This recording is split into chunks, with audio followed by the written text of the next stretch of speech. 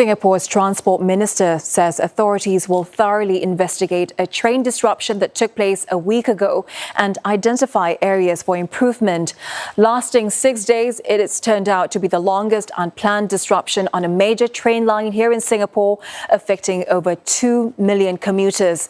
The Land Transport Authority says investigations should be complete in a few months and findings will be released to the public. There will be a forensic study of the defective axle box that fell off the train and led to the wheels shifting and severely damaging the tracks. LTA will also examine fault detection procedures.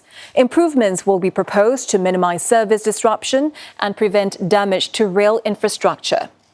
LTA will also review service recovery efforts, and they include how quickly buses were deployed and how well commuters were guided to other travel options. It will be good for the panel to actually look into the positive points, not just on the negative side, but also the positive sides on what the operators has done well. Not just only the why things fail, but also on the positive side, what has done well and what could have been done better. The Land Transport Authority will also appoint an expert advisory panel to review the findings and advise on technical matters.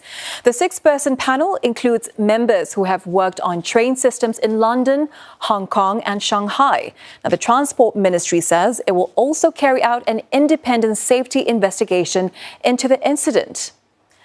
Now let's recap what happened to cause the 6-day train service disruption. On 25th of September at 9 in the morning, a train develops a fault on the east-west line. On its way to the Ulu Pandan depot, a defective axle box falls off, and this causes the wheels to shift, damaging track equipment across 1.6 kilometers and causing a power trip. Trains along 9 stations on the line are affected. Now, Associate Professor Raymond Ong joins us live now on Zoom. He is Deputy Head of Research and Enterprise at the NUS Department of Civil and Environmental Engineering. Prof. Ong, thank you so much for joining us tonight. What will be the first thing that investigations will try to establish, Prof? I think the investigation would first have to establish why the axle box is defective and why it fell off the train, and resulting in a sequence of unfortunate events that we have seen causing a 6-day disruption to our MRT system. And what do you think the investigations would want to achieve? We heard earlier from your soundbite saying that it'll be good for the panel to look at the positive points, not just the negative ones. Yes, basically, I think that there is a whole series of events that have happened during these 6 days. And these also include positive points. And of course, despite we are trying to find out what are the faults, but there are also positive points, like we have seen how our workers have been spending so much time despite the adverse weather condition in the first 2 days of the disruption, working tirelessly to actually recover the network. And we have seen the entire One Transport community that has come forward to actually guide commuters through the bus bridging programs, and also communicating to the public on alternative travel modes using bus services to connect to working MRT lines. And earlier you were talking about the axle box that fell off. The investigations will try to look for contributing factors to this. What might these entail?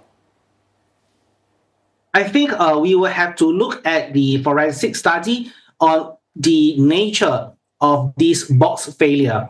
And this could include various engineering measures of non-destructive testing or failure analysis, or even to take a look at the maintenance records and what has actually happened on that day, on that month, prior to the event.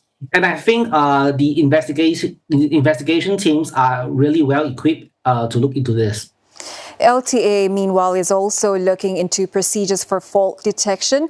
From this incident, Prof, what do you think might have been lacking? I think in this process, one important thing that the investigations panel would take a look is how was the fault detected, and what are the incident handling measures that happen after the fault was detected and why the sequence of events actually happened. Is that a problem with the existing procedures, or is there a need to improve existing procedures if they are found to be adequate? So in this case, I think there's quite a lot to actually look into in terms of the incident handling procedures that's to come forward.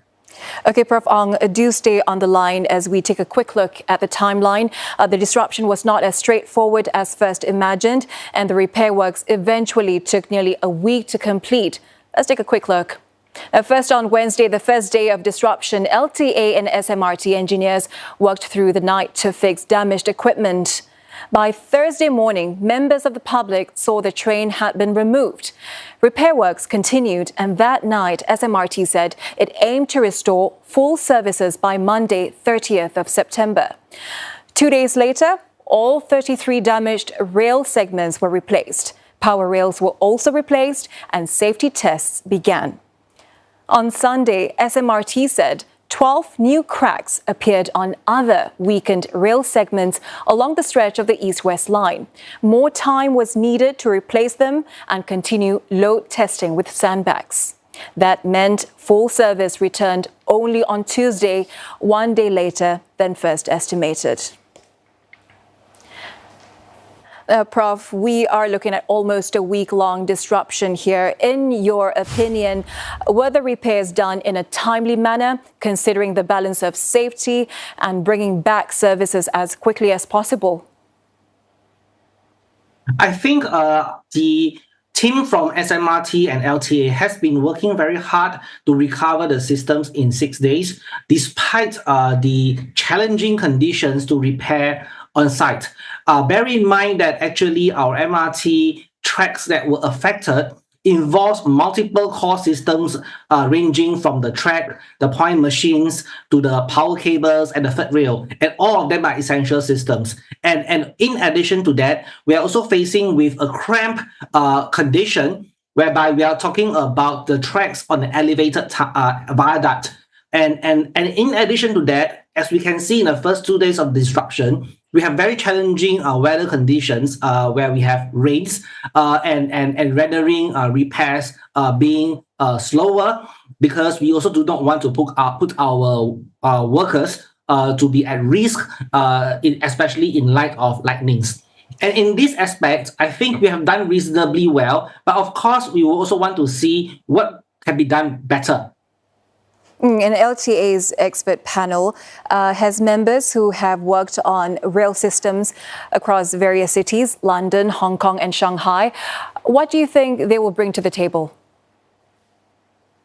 I think it's a rather diverse group of members with experiences ranging from the world's oldest, one of the world's oldest MRT systems, like the London Underground, and also a city which is very similar to us, Hong Kong, whereby we are also talking about aging infrastructures and also rolling stocks that may have been well past more than 40 years old.